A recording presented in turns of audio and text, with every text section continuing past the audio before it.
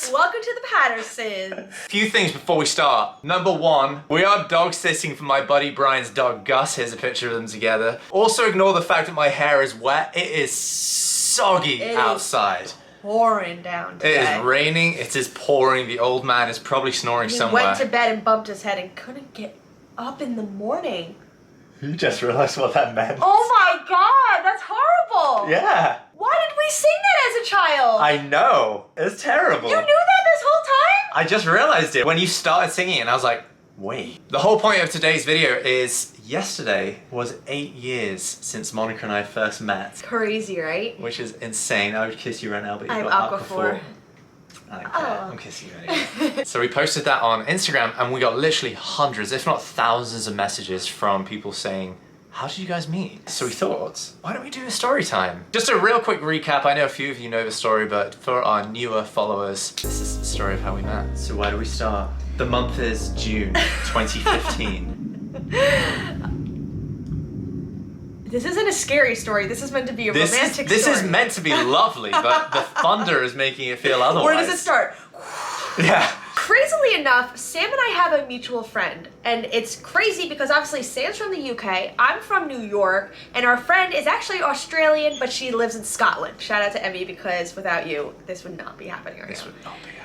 I knew our friend from online, so we were doing YouTube and we connected, and that's how we knew each other as like internet friends. She also knew Sam the same way, just through like the internet and mutual friends and stuff like that. I think I met her at like a YouTube event kind of thing in the UK. So we were both like doing our own stuff on YouTube at the time. I was doing like sports content and like trying to do like prank, funny, cringy stuff. It's like, I don't want to watch that now. I was doing music videos. Heck Let's yeah. Just go over that. Jordan Sparks, Battlefield. That one is nowhere to be in your brother's military outfit. You were killing that. Listen, so my friend sent me a picture one day of a tweet, and it was Sam's tweet, and I literally was like zooming as much as I could into the profile picture, and I was like, I don't know who that man is, but it's mine. Mans. So I don't know who that mans is. You've never heard that? No. Whose mans is this? Mans, plural? Why am I plural? Yes. You've never heard that? No, I'm a man, not a man. Like, that's my mans?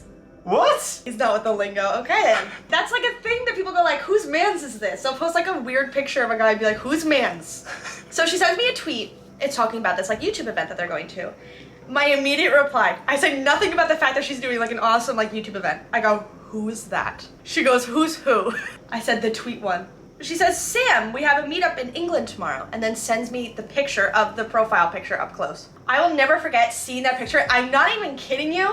Instant butterflies. And I know this sounds so stupid, and I've said this before. I swear to you, it's like God went into a factory and took everything that I want in a dream man and just put it into Sam. And I was like, there's just no possible way, okay? God, you're flattering me. I love this video. And then she sends another guy that's going. She said, oh, he's also going. I just replied, but Sam though. She goes, he's 20. I said, I'm 18, perf. Is he British? My first question. Is he British? She goes, he's an actor and a singer and a YouTuber. All caps, I want him. He's got a posh English accent too. I don't know what happened after that, but then I have another screenshot where she sends a picture of her, Sam, and this other guy. I go, I like the middle guy. She goes, Sam, you love Sam. And I said, stop. I want him to love me. I said, I follow him on Instagram now. He's perfect. I actually wrote perget because I was typing so fast, like, oh my God, how do I do this? Wait, but 2015, Monica, do you think we did it on purpose to try and make it look like you were in a hurry? Probably, yeah. No, in a situation like that, I was fully under panic. I could not believe that he was like a real person. I swear it sounds ridiculous, but I genuinely was like, oh my goodness, that's my dream guy. Okay, so from my side, I wasn't an 18-year-old girl at the time, so I wasn't freaking out misspelling text saying I'm gonna marry that girl. Wow. But breaking up. But our mutual friend reached out to me and she was like, look, there's this girl, Monica. She's from New York. From New York. She wants you to marry her, basically. And I was like, I'm down. To be fair, I looked at Monica's profile and I was like, oh my gosh, she's really pretty. We all got into a group Skype chat. Yeah, it was 2015, okay? Like there was probably like 8 of us actually chatting. I was like, hey Monica, let me get your Snapchat. Not the Snapchat ass. And so, I was like, oh my God. So we weren't being inappropriate on it, okay? No. We are not the teenagers of today. No, we have not. I did not send any naughty stuff. We were like flirting back and forth, and like when we were all chatting on Skype, like I was taking pictures of Monica through the camera with filters on and like teasing her and stuff like that. Long story short, we thought nothing would come of it because we were kids, we were broke, we lived 3,500 miles away from each other until one day, about a month later, Monica booked a flight to England to come and see our mutual friend, Emmy. Yep. However, she booked it too far in advance, and it turns out that when Monica actually turned up in England, our friend had exams at university. So I, being her shining knight in armor, knight in shining armor, I being her knight in shining armor, her Shrek, traveled 2.5 hours on a train, even though I said it was 20 minutes away and that it was no big deal. I traveled from Chester down to London to meet Monica at a train station. I will never forget being in the train station, and I got there before you, and I was like shaking so much because I was like, firstly, I don't even know where I am. I'm 18 years old. I'm in the middle of a country. I have no idea where I'm supposed to be. I have no phone service. You know what's crazy is like I was on the train down, and we'd already Skype called a bunch of times and Snapchat. I was like, what if she's a 90-year-old dude?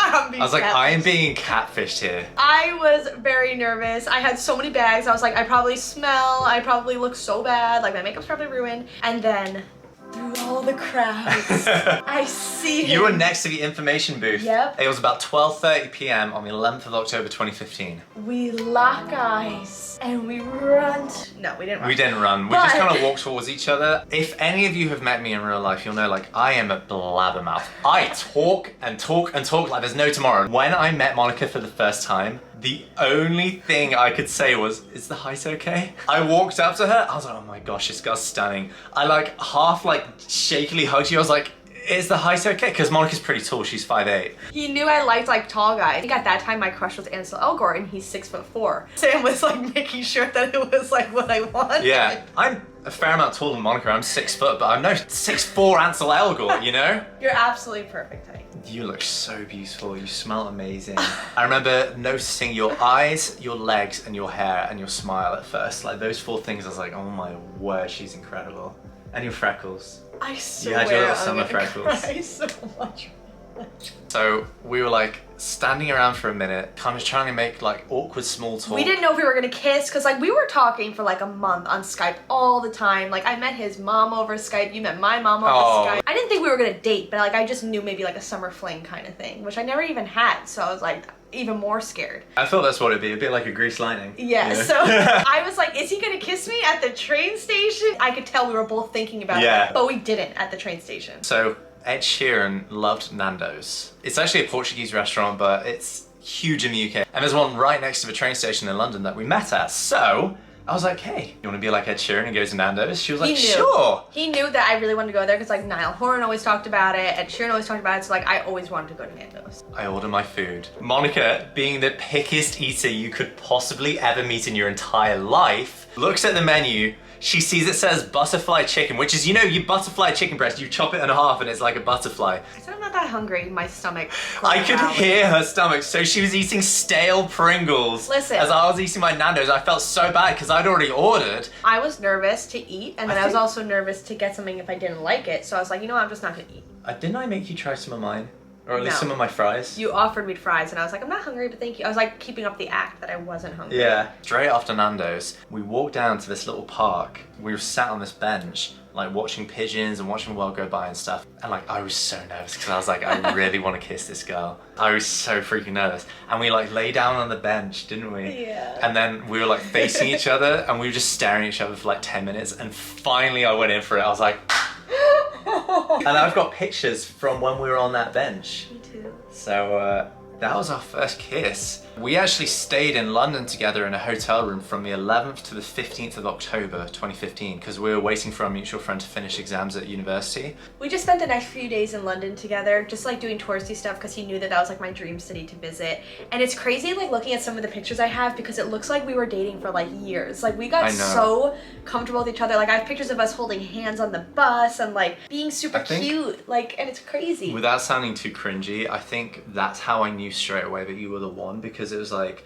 as soon as we got past that first awkward like hour of like not knowing where we stood with each other, it was just like the chemistry was just ridiculous. I literally like we were just instant soulmates, weren't we? Look at my eyes. I'm gonna cry. But no, seriously, do you get what I mean? Like, I it was do. like, we were so, even within like 2 hours of meeting, we were so comfortable with each other. It was just like, I've never experienced anything like that in my entire life. And I obviously never will again. Like, Monica's my soulmate.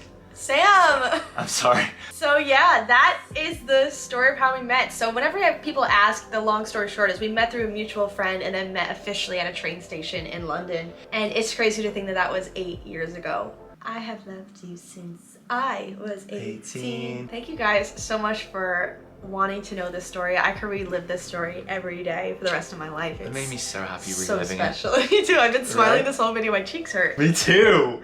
I didn't need to put on blush. I need some ice cream. That's the story of how we met, and we're excited to see where the rest of our relationship takes us. One day we'll be able to tell our kids this story. And Oh, I'm so pumped. Ah. That's why we started YouTube together in the first place, so that if this long distance crazy relationship does work out, we'd have something to look back at in the future. And it's so cool that it's kind of worked out for the best, isn't it? if you're in a long distance relationship, keep on going because Keep on going. it does work if you both put in the effort. Exactly. Bye. Bye.